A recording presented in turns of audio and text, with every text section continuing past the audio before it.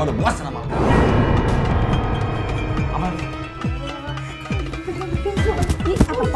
Apa? Risik! Ini abang mau ngajak untuk menikah.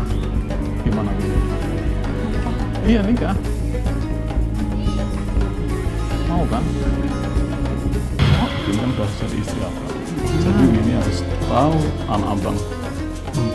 Dan ini ketemunya sebelum ketemu. Astagfirullahaladzim.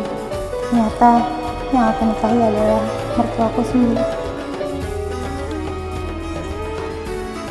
Diharamkan atas kamu mengawini ibumu, anak-anakmu yang perempuan, saudara-saudaramu yang perempuan, saudara-saudara bapakmu yang perempuan, saudara-saudara ibumu yang perempuan, anak-anak perempuan dari saudara-saudaramu yang laki-laki, anak-anak perempuan dari saudara-saudaramu yang perempuan, ibu-ibumu yang menyusui kamu, saudara perempuan sepersusuan, ibu-ibu istrimu, anak-anak istrimu yang dalam pemeliharaanmu dari istri yang telah kamu campuri.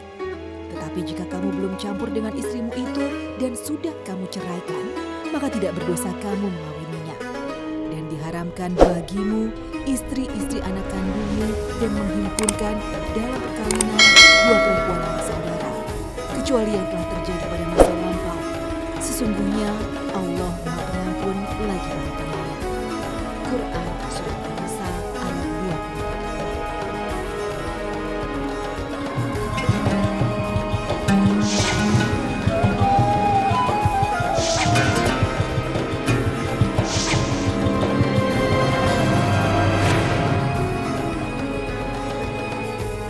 Assalamualaikum warahmatullahi wabarakatuh. Selamat pagi pemirsa Tawakal yang dirahmati Allah Subhanahu wa taala. Senang sekali rasanya saya Mario Wirix kembali menjumpai Anda pada pagi hari ini, dan tentu saja saya tidak sendiri. Sekarang saya sudah ditemani oleh rekan saya Angel Elga.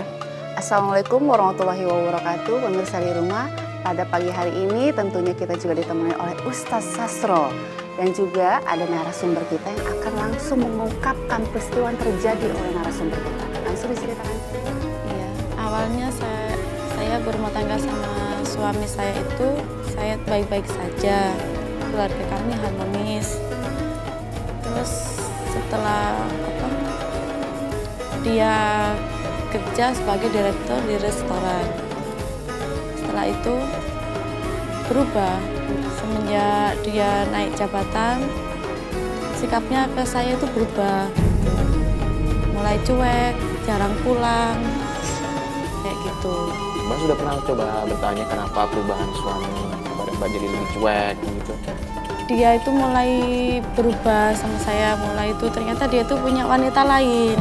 Oh, selingkuh maksudnya ya. Nah, Mbak tahu dari mana itu kalau suami Mbak selingkuh itu? Dibawa ke rumah. Perempuannya dibawa ke rumah? Dan Mbak melihat langsung? Iya. Mbak menanyakan kepada suami siapa perempuan ini begitu? Aku tanyain siapa wanita ini. Ternyata dia tuh malah marah ke aku. Dengan alasan? Akhirnya kita berantem, aku didorong sama dianya. Oh, sempat KDRT juga ya? Didorong, aku jatuh, akhirnya saya itu keguguran.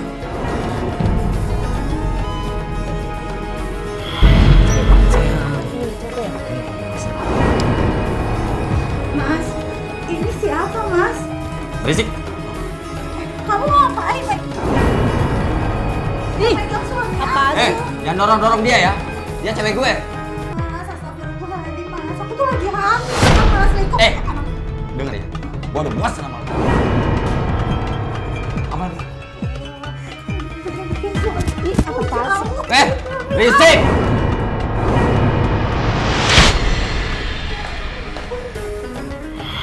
Pada saat keguguran itu terjadi pendarahan, bagaimana sikap suami?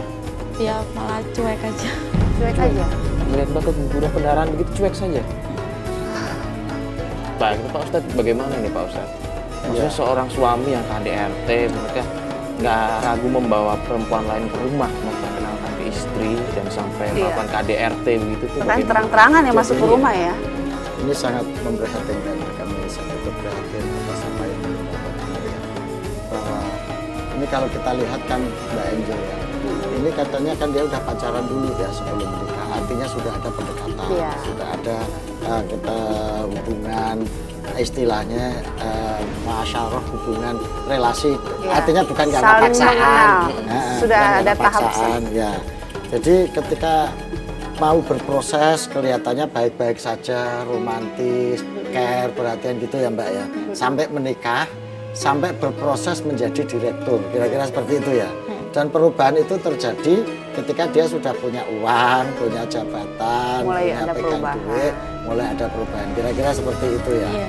Nah, ini Mbak Emilia, ini menunjukkan bahwa ujian manusia itu tidak hanya kemiskinan saja. Bahwa kekayaan, pangkat, dan jabatan itu juga menjadi ujian bagi manusia. Pada saat Jadi- dikasih materi pun Betul. ada ujian ya Pak Dan Ustadz itu ya. makin berat. Berdasarkan penelitian, Mbak, orang itu kalau diuji dengan kemiskinan, 10 orang diuji, 8 bisa lulus. Iya. Kalau diuji kemiskinan. Tapi diuji dengan kekayaan, 10 orang diuji, belum tentu 3 orang bisa lulus, Mbak. Dia bisa hanyut, dia bisa lebur, dia bisa hilang dalam larutan kekayaan, balutan kenikmatan yang dia peroleh. Maka bahaya ujian kenikmatan ini. Kesombongannya pun lebih meningkat Pak Ustadz Lupa ya. diri. Nah, apa yang terjadi kepada Mbak Winnie ini? Mohon maaf, saya belum tahu cerita detailnya, tapi saya bisa menggambarkan bahwa ini menunjukkan suami Mbak Winnie sedang diuji dengan kenikmatan. Punya pangkat di restoran jadi direktur, pendapatan mulai naik. Jadi ini yang akhirnya nggak tahan pegang uang, pegang jabatan, akhirnya terlupakan istri. Gitu. Nah, mungkin apakah peristiwa seperti ini pernah dikonsultasikan, misalnya disampaikan? Apa yang terjadi ketika didorong sampai anaknya melahirkan, jatuh? Itu apa yang Mbak Winnie lakukan pada saat seperti itu? Pada saat pendarahan, Pendarahan di reaksi rumah Mbak Winnie sakit, seperti apa? siapa yang nolong? Dan bagaimana perasaan Mbak ini pada saat itu? Gak ada yang nolong. Nggak ada yang nolong. Suami Gak ada, malah dicuekin aja. dicuekin. Terus di rumah sakit bagaimana? Siapa yang nunggu? Aku telepon orang tuaku. Terus malah orang tuaku nggak diangkat. Orang tuaku pastiku lagi sakit. Akhirnya aku berangkat sendiri ke rumah sakit. Dalam keadaan perdarahan itu. Terus suami Sama itu, sama selingkuhnya. Bisa nggak peduli banget kayak begitu ya Pak? Nah, ini sudah dolim. Jadi seorang suami yang mestinya menjadi pelindung istri, menjadi imam dalam rumah tangga, membiarkan istri dalam keadaan sakit sendirian, kemudian pergi dengan perempuan lain. Jadi membiarkan terang-terangan lagi. Iya, membiarkan istri sendiri dalam keadaan sakit. Iya. Itu sudah dolim, ya. Apalagi ini perginya dengan perempuan lain. Iya, Ya, yang jelas-jelas itu sangat bukan menyakitkan. ya orang yang menyakiti ini. Masya Allah ini naudzubillah ini. Mbak Winnie, maaf saya boleh bertanya sekarang statusnya Mbak Winnie seperti apa? Masih suami istri atau sudah bercerai? Belum bercerai. Tapi masih tinggal sama suami? Enggak. Karena begini Mbak Elga ya, biasanya kalau nusus itu dalam Islam itu perempuan yang melarikan diri dari suami atau pisah ranjang.